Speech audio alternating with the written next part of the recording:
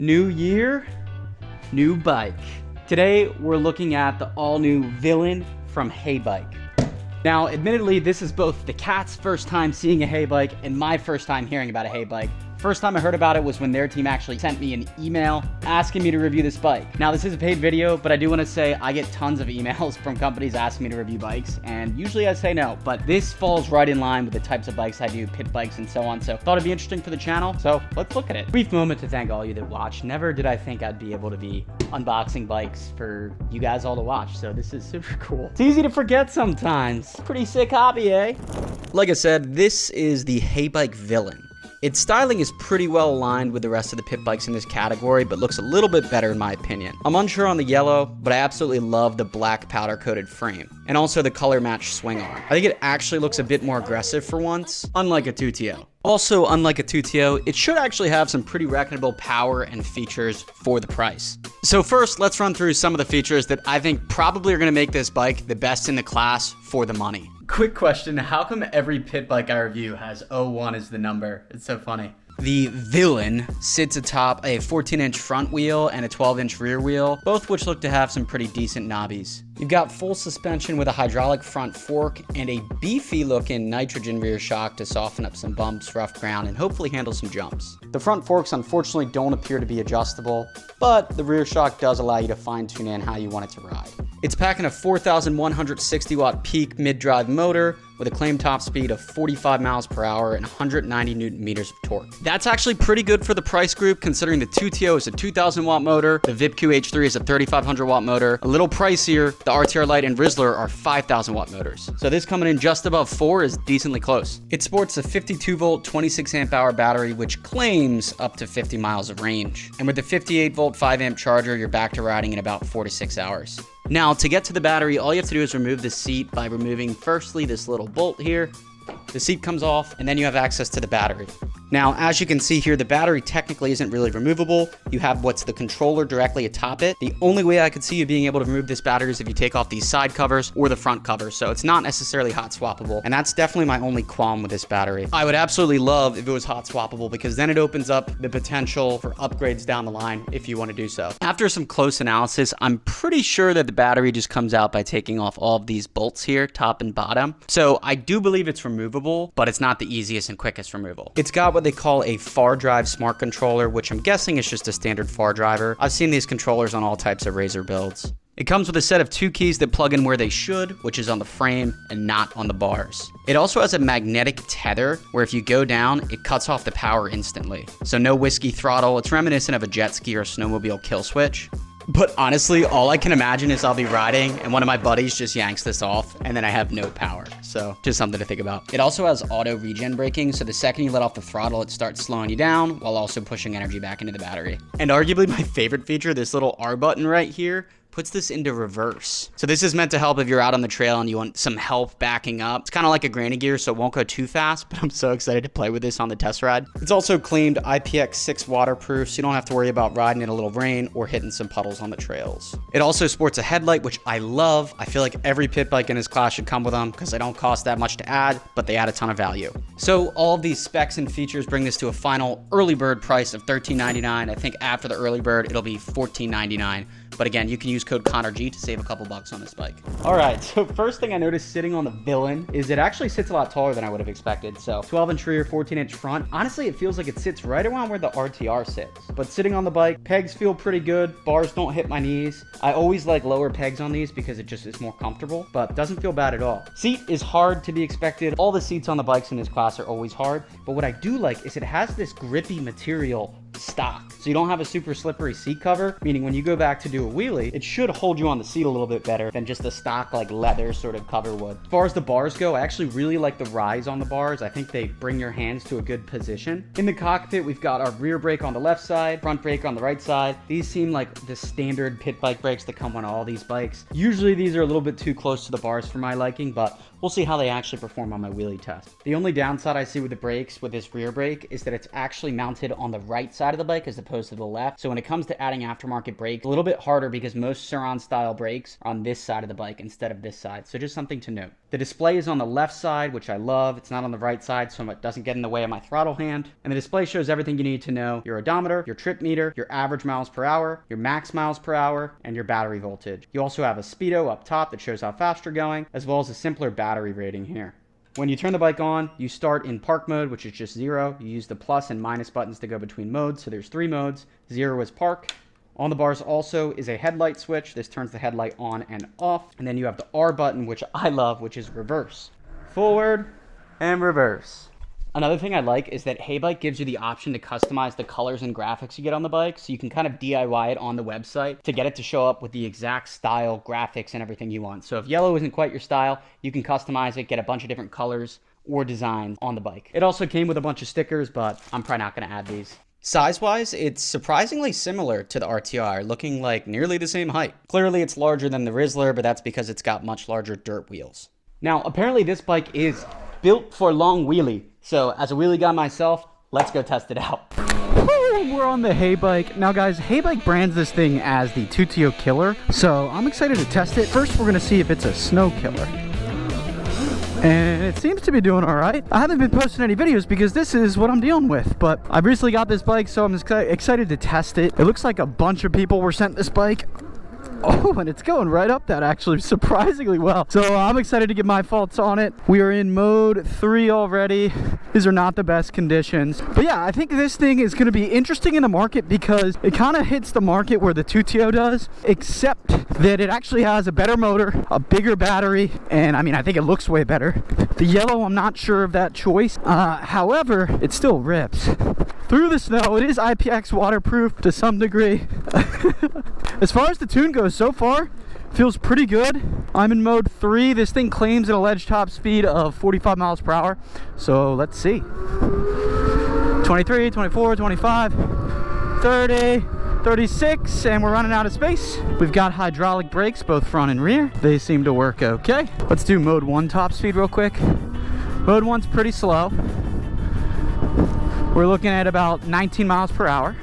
Mode 2, I think, is going to be a little bit quicker, but at $14.99 or $13.99 now, I think. This is definitely a good budget option, and it already feels way better than the Tuttio. I'm like the biggest Tuttio hater. 30, 34, 35, 36, 37, 38, 39, 40, just shy of 40 there. Now, I wasn't able to get this thing fully charged, but I do want to take a moment to appreciate it because I do think it's a pretty looking bike. We're getting it all dirty already. With this type of bike, you know what you're getting. You're not getting the craziest performance. It's not an RTR. It's not an RTR Lite. It's not a Rizzler, but it's a lot cheaper than those bikes. So it's really, you know, a good option to get people into the market. And that's why I try to be not too crazy on these reviews, because even though these bikes aren't going to be quite as good as the likes of the Electro and Co bikes, they still get people into the market for cheaper. Not everyone has $2-3 grand to spend on a bike, but what I care about is wheelies. Now, this thing does come with brake sensors. I actually taped it up here. I'll overlay a video of how you can do that so you don't have to cut the brake sensor, but basically that just means when you wheelie the bike and you hit the brake, the motor doesn't cut out. Now, as far as wheelies go, woo, might need a 2-finger the brakes here, but she definitely wheelies. I think you have to be going decently slow, but you don't have to pop the front forks like you would have to do on the Tuttio. If you just throw your weight back a little bit, it seems to wheelie. Drag a foot. Now, wheeling on dirt tires is always going to be harder, naturally, but they claim this thing's a wheelie bike. And look at the puppy. Hi, buddy. It's a cute puppy. But like I said before, guys, in this class, you're looking at a Tuttio, a Vipku, the Hill Miles Mile Pop 01. They're all in this general same category. So you're all looking at around the same price point. A lot of the bikes are pretty similar to one another as far as specs go, as far as top speed and power goes. But this thing has just a little bit more battery. It has just a little bit more torque. And yeah, it should wheelie pretty decently. So we're going to go down to the neighborhood over here. We're getting 42, 43, little downhill, 43.8. 44, 44.9, watch the big hole. Don't mind me, just riding my electric bike.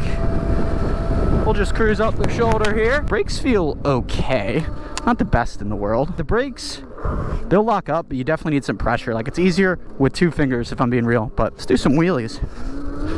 Wheelie test.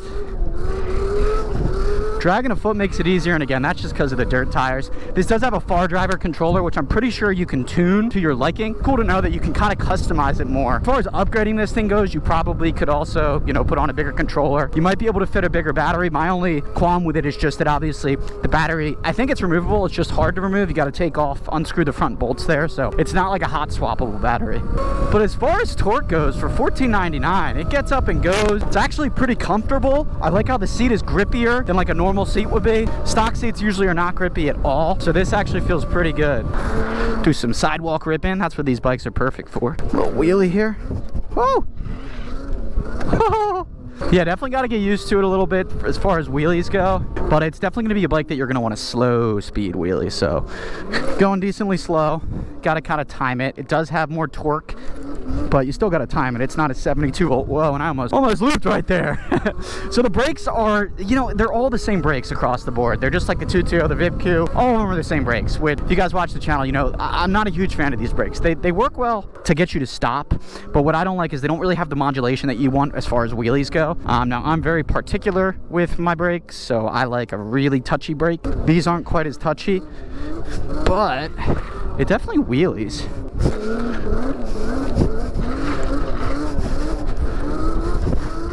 Of all of the bikes in this class that I've reviewed, the Hill Miles Mile Pop, the VipQ H3, the Tuttio, you know, so far out of all of those, my favorite was definitely the Hill Miles, just because the tune felt the best, the brakes felt the best, but I think this would probably be my new favorite. Just because it looks the best, and it has the most power and batteries, so you're gonna get the best range.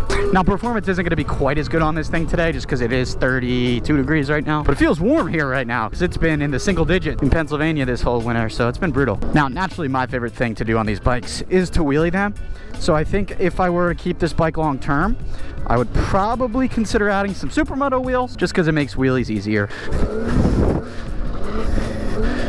Yeah, but she sits right at balance point there pretty nicely. And like what I would say I noticed on this bike is a lot of the other bikes in this class, they kind of, it's hard to describe, but they just feel a little jankier, if you will. This whole bike, like, I don't know if it's just the way that it's assembled, if it's assembled better, but it feels more of a complete package. Like, I'm talking power and battery and everything aside, it just feels like more robust. The suspension, you can bunny hop it, isn't, you know, anything crazy. Standard for this class. Same suspension they use on all these bikes, I'm sure, but it is fun.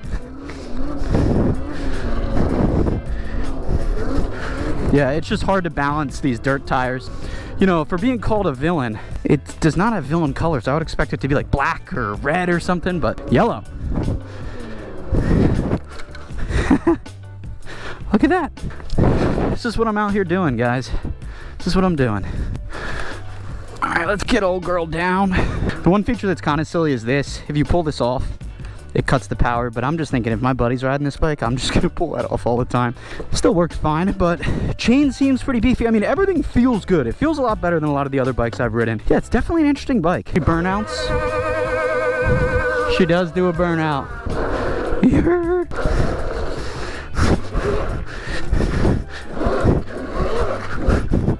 And circle wheelies.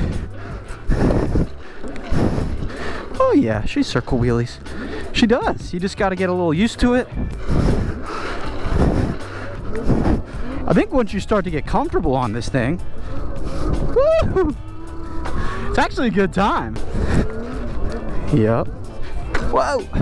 Super smooth tune though. I would go jump the thing, but can't really do that right now with all the snow. My jump area is cooked. But this thing is fun, dude. And again, the value prop on something like this is that you're just getting in way cheaper than a lot of other e-bikes or e-pit bikes. This thing is fun to power slide, and it is also fun to circle wheelie. So, I mean, all in all, my thoughts on a bike like this, they're all generally the same, right? A lot of them are super similar. Now, if you take this HeyBike and compare it to the bikes in its class, so the Tuttio, the VipQ, the Miles Pop, just to name a few, it's obviously the best. It costs, I think, pretty much the same as all those bikes, like 1,400 bucks, but you now have the best battery in class, the best motor in class, and in my opinion, probably the best looking in class, because a lot of those ones, like the Tuttio, ugly as sin. So you get a lot of benefits with this type of bike here. And again, the biggest thing is that it's cheap. It's 1,400 bucks. I know that's not nothing, but for the e-bike category, 1,400 bucks is cheap. It is. Now, is it better if you go ahead and just get like an ETM RTR Lite or a Rizzler for like 2 grand? Probably, but you're spending 2 grand instead of 1,400 bucks. So if you're looking to get into the scene and you literally can't spend any more than that allotted budget, this is definitely a great option. Definitely a great option. Of all of the little cheaper mini pit bikes I've reviewed, it is definitely my favorite. What will be really exciting is when these Chinese pit bike companies start coming out with 60 volt pit bikes. Then they'll actually be more competitive.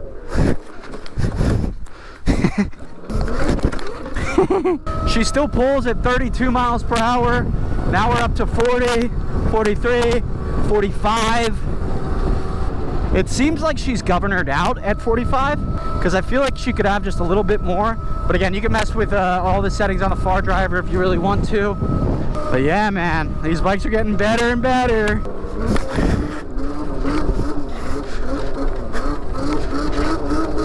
Tune in. Yeah, the seat just keeps me way more gripped on than a lot of other stock seats. All right, the final challenge. Can it make it through the snow? This is pretty packed down. A lot easier than what the RTR had to do the other day. Woo! Success! Power skid.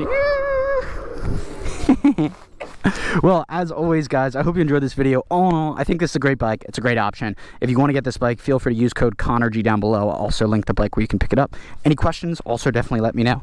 But yeah, otherwise, guys, I'm going to go ride a little more before I get frostbite. But I'll see you guys very, very soon. Peace.